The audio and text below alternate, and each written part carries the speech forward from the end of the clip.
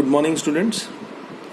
So we are continuing in our chapter Light 1, 10th standard. This comes under physics in the science section, and we are dealing with the chapter Light 1, reflection of light. So we are done with few basic topics: plane mirror, law of reflection, then difference between real and virtual.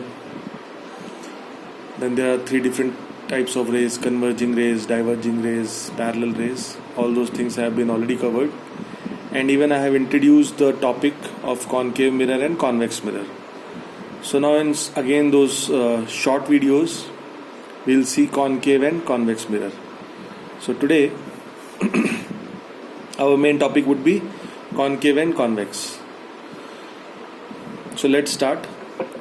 सो शायद आपको याद रहेगा spherical mirror, तो हम लोग topic है जो हमारा स्फेरिकल मिरर.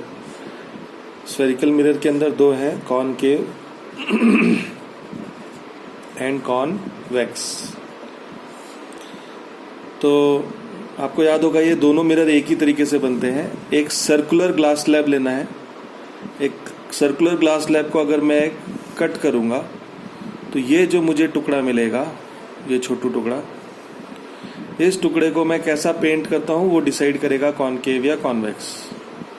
अगर आप इसका रिफ्लेक्टिंग साइड बाहर रखेंगे ये वाला, और नॉन रिफ्लेक्टिंग साइड अंदर वाला रखेंगे, नॉन रिफ्लेक्टिंग साइड, तो ये बन जाएगा कॉन्वेक्स. पर यही टुकड़े को अगर मैं बाहर वाला साइड नॉन रिफ्लेक्टिंग साइड रखूं, तो आपको पता है नॉन रिफ्लेक्टिंग साइड है तो उसको डायरी दिखानी है, उसको ये डैश डैश दिखाना है. तो ये अगर नॉन रिफ्लेक्टिंग साइड है और उसकी जगह ये रिफ्लेक्टिंग साइड है, तो ये बन जाएगा आपका कॉनकेव. ये बेसिक आपको डिफरेंस पता है. एंड ऑफ कोर्स हमने एक और टॉपिक डिस्कस किया था कि ये सही है कॉनकेव, ये सही है कॉन्वेक्स, पर हम कभी भी ऐसे नहीं दिखाएंगे. हम हमेशा कैसे दिखाएंगे? Keeping so that the object should be always on the left hand side. मतलब आपको कॉनकेव मिरर दिखाना है तो ये जो ऐसा है इसको उल्टा घुमा दीजिए, इसको आप ऐसे कर दीजिए. So this is the correct version of concave. और जो कॉन्वेक्स है उसको कैसे दिखाना है, वो ऐसा है, तो convex is in a right position. I am sorry, तो convex is in a right position क्योंकि इसका ऑलरेडी लेफ्ट हैंड साइड पे है.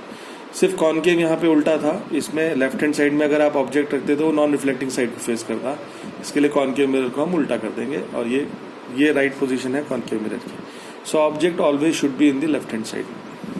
तो ये टॉपिक के साथ, ये रिवीजन के साथ मैं आपको अभी 7 terms related with the concave mirror and convex mirror. तो दोनों मिरर के लिए 7 टर्म्स हैं, मैं आपको पहले समझा देता हूँ थ्योरी में. कभी भी हम कॉनकेव मिरर बनाएंगे या कॉन्वेक्स मिरर बनाएंगे तो उसमें ये कुछ चीज़ें हमेशा ही दिखानी है. टेक्निकली बोर्ड के हिसाब से अगर आप ये चीज़ें रिप्रेजेंट नहीं करेंगे so you won't get full marks. पहली चीज़, वो डिटेल हम वर्जन देखेंगे कौन सी क्या है, पर आप इतना समझ के चलिए कि क्या क्या दिखाना है. सबसे पहली चीज़ है पोल, जिसको हम मार्क करते हैं पॉइंट पी से. दोनों मिरर्स में, ये कॉनकेव है, ये कॉन्वेक्स है. दूसरी चीज है सेंटर ऑफ कर्वेचर, सी. इस केस में सेंटर ऑफ कर्वेचर इस तरफ आएगा. ये सब कुछ डिटेल में हम समझेंगे बाद में, अभी आप सिर्फ थ्योरी समझते जाइए. ओके, सी. तीसरी चीज है इन दोनों को ज्वाइन करते हुए एक स्ट्रेट लाइन, इसको बोलते हैं प्रिंसिपल एक्सिस. सिमिलरली इन दोनों को ज्वाइन करते हुए एक स्ट्रेट लाइन, इसका भी नाम है प्रिंसिपल एक्सिस. सो 1 2 3 4 पॉइंट्स हो गए हमारे पास. 1 2 3 पॉइंट्स हो गए. ठीक है. अब एग्जैक्टली इन दोनों के सेंटर में एक पॉइंट है, उस पॉइंट का नाम है capital F, focus. Similarly in दोनों के बीच में एक पॉइंट है, पॉइंट एफ, इसका नाम है फोकस, प्रिंसिपल फोकस भी बोलते हैं उसको. ठीक है. अब यहां से लेके यहां तक के डिस्टेंस को स्मॉल एफ फोकल लेंथ, और यहां से लेके यहां तक के डिस्टेंस को capital R radius of curvature. Similarly यहां पे भी फोकल लेंथ स्मॉल f, और similarly capital R radius of curvature. ठीक, अब हमारे पास कितने पॉइंट्स हो गए? 1 2 3, ये लाइन 4, ये डिस्टेंस 5, ये डिस्टेंस 6। सिमिलरली यहाँ पे भी 1 2 3, ये लाइन 4, ये डिस्टेंस 5, ये डिस्टेंस 6। तो सिर्फ एक लास्ट पॉइंट बचता है, 7th पॉइंट, वो है MN अपर्चर। तो यहाँ जो स्टार्ट टू एंड हम मिरर को दिखाते हैं उसको अपर्चर बोलते हैं, MN, उसको डिनोट करते हैं MN से। सो कोई भी मिरर हो आपको ये चीज़ें दिखानी ही हैं। उसमें बहुत बार हमें कुछ चीज़ें इंपॉर्टेंट है, कुछ चीज़ें इंपॉर्टेंट नहीं है।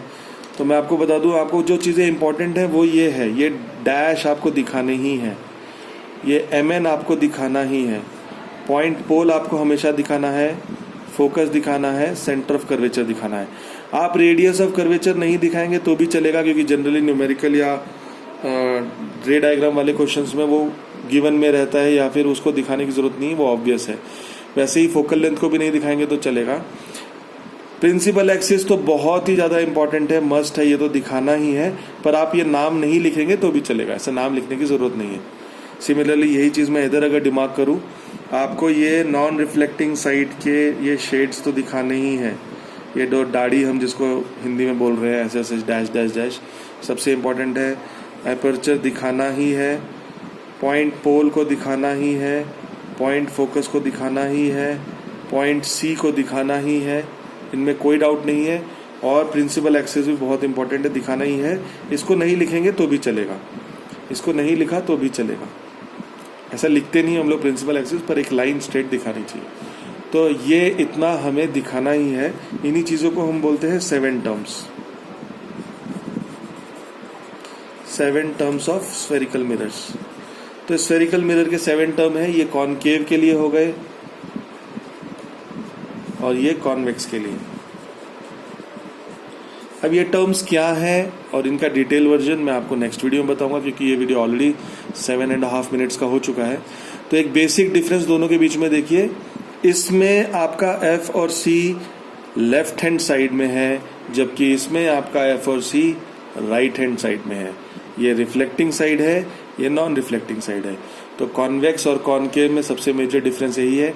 और ऐसा क्यों होता है और ये क्या, इसका ऑलरेडी आप लोग ये पढ़ चुके हैं ऑफकोर्स, ये चैप्टर तो हम लोग ये लेवल तक पढ़ चुके हैं, पर फिर भी जो लोग न्यू स्टूडेंट्स हैं या जिनके लिए रिवीजन है, तो ये इम्पॉर्टेंट फंडा है, इसको मैं आपको नेक्स्ट वीडियो में बताऊंगा। थैंक यू वेरी मच, धन्यवाद।